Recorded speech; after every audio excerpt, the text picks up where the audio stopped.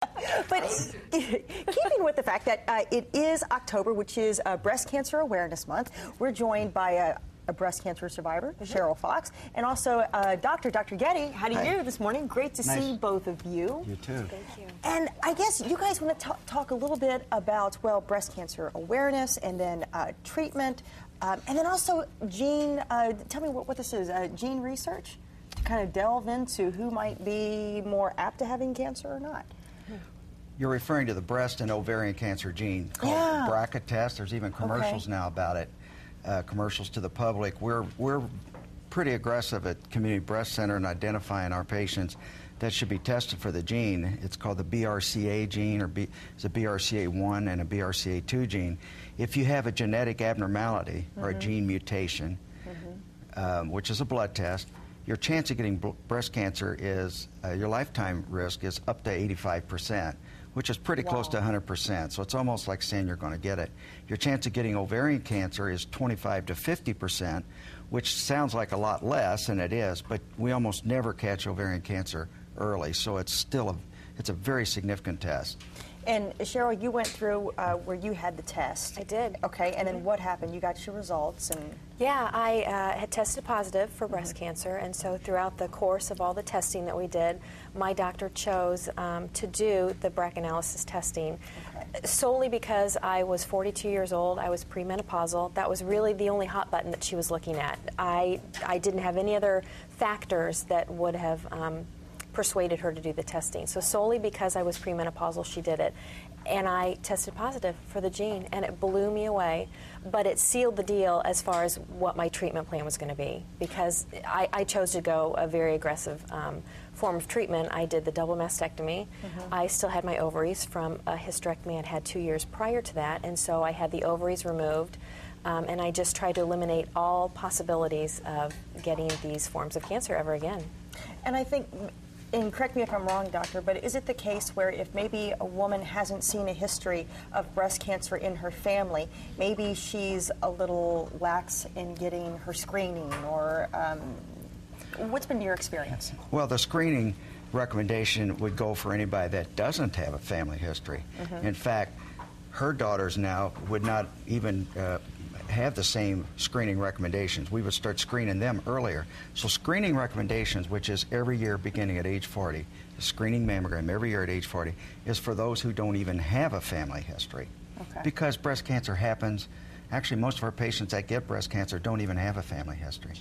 Really? And That's then, right. Then they find out they're the first one, and then immediately they start, you know, I guess there's a lot of things to determine when somebody is first diagnosed, like what level they're at. The stage determines the treatment, but if you get a screening mammogram, the evidence shows that it's more likely to be a lower stage, less aggressive cancer, and more likely to survive. When do people want to consider getting, you know, this gene testing done for breast cancer and ovarian cancer? Well, if you have a strong family history, patients always ask me, but because maybe they don't have it, but their mother did. And maybe they had a mother and 3 aunts that did, or something like that, or a mother and a sister. You always want to test the oldest person, the highest up in the family that's most likely to have the gene. Because, for example, if your mother's tested and doesn't have the gene, then she didn't give it to you. By the way, you can also get the gene from your father. So your father's side is very important. It's as important. It's equally important. If your father had 2 or 3 sisters that had breast cancer and they're still alive, get the gene test on the aunt. If they're positive, then you would test the patient. Okay. And after your experience, I mean, are you more apt to tell your friends, hey, make sure that you're tested on a regular basis? Oh, absolutely. Yeah. What sort of conversations? Mine was caught during a routine mammogram, my second ever. So go figure. But no, my friends, I tell them all they know how important it is to get a routine mammogram. It saved my life. It really did. It's not a horrible thing. You know, it's a half hour out of your day. It's really no big deal, but it could save your life. And now that trickles down to my children. I have 3 boys and 3 girls, and all of them will be tested for this gene when they're 25 years of age. All of them are at a higher risk of breast and ovarian or breast and prostate cancer if they test positive for the gene. So, you know, this trickles down to my children now. It's so important, so important. And Dr. Getty, are women doing a better job at caring for themselves and looking closer at breast health? And Well, that's a double-edged sword. I'd like to say they are. But the problem is that there was a government task force that came out last year in November of 2009, right in the middle of Breast Cancer Awareness Month, that said you don't need to get a mammogram when you're under 50. And it confused everybody. And infuriated some. Oh, I'm sure. Well, the breast centers in town has said there's been a 25% drop in the number of screening mammograms in the last year in this city. Oh, wow. So how can you? That's because they're confused, not because they don't care. Okay. And unfortunately, they made the recommendations in the middle of all this healthcare talk, and it was a government task force. So we all thought maybe, and it wasn't based on any new data. So we all thought, you know, is this the government who's now wanting universal health care, and now they're going to lessen the amount of health care you get?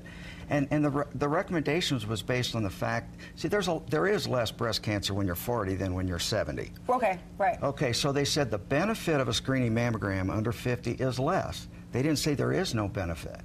Okay. See? All right. So that's like telling my children they don't have to look on both sides before they cross a country road because they're less likely to get run over. That's not true, and it confused everybody. So we're starting to see an increase in screening mammograms now. Okay. So there's no doubt breast cancer awareness and everybody's more attuned to it when we're consistent with our recommendations. Okay, sounds good. And if people want more information, where can they find you? We're at Community Hospital, Community Breast Center. All right, sounds good. Thank you very much. Pleasure having you on. Thank you so much. Good information. We're going to put all that on the IndyStyle.tv, and when we come back, we're going to check out some scary animals. Doesn't that make you think of Edgar Allan Poe? Stick around.